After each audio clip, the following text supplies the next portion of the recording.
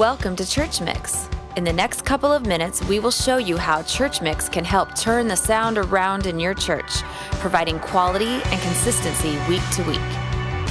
When you sign up to ChurchMix, you are able to direct and monitor the development and improvement of your mixing team. In the team management area, simply enter the names and email addresses of those on your team. They receive an email invitation with a link and a password to log in. After you have invited your team, it is time to get them equipped. Let's get to the course library. Mixing sound should be engaging and artistic.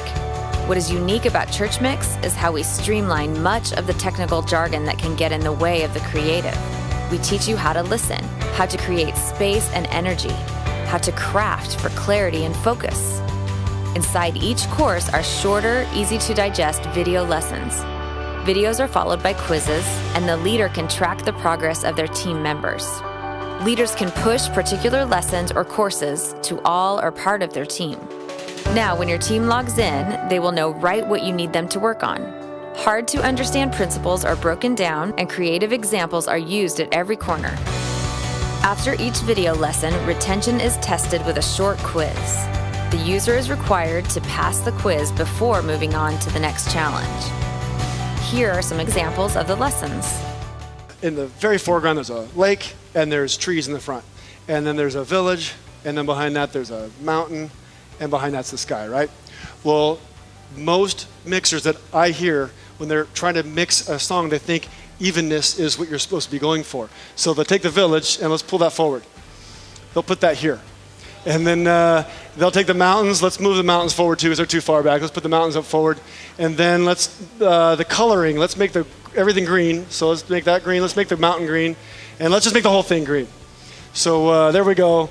So this is a preserved sonic landscape. So intentionally, in a lot of these mixes, the guitar, acoustic guitar maybe in a rock song where there's, if you listen to CDs, there's like probably 10 tracks of these electric guitars kind of surrounding you. And there's an acoustic guitar in there, but you can't even really hear it. Yet on stage in worship, the sound mixer will think, well, it's the leader's playing acoustic. He needs to be the loudest. So you've got this acoustic guitar killing these electric guitars. Setting the input gain. Said it's so critical for maximum tone, clarity, noise floor, and more. So like a guitar player would tell you, you just can't possibly get a good guitar tone if your gain's not just exactly right, and they're just like obsessed about this stuff. There's two purposes of a compressor. One is, it's a technical tool to limit dynamic range, okay? So everybody understands the idea that if a lead singer is gonna whisper, that it's very quiet. And all of a sudden a lead singer yells, it's really loud, right? And it hurts your ears. So a compressor can turn the peaks down, okay? Why use reverb in my very loud room? Does that make sense? Like, why do we need to get into effects? I hear that a lot, like, oh yeah, we don't use reverb, the room's way too live. And there's some logic to that, right? But what happens when you play a CD in your room? It sounds great, right? Well, it should. But the idea is the CD is loaded with reverb and delay and all these effects. And so if the CD sounds good with all that stuff, we need to be using it. Thank you again for your interest in ChurchMix and for your passion to raise the bar in your church.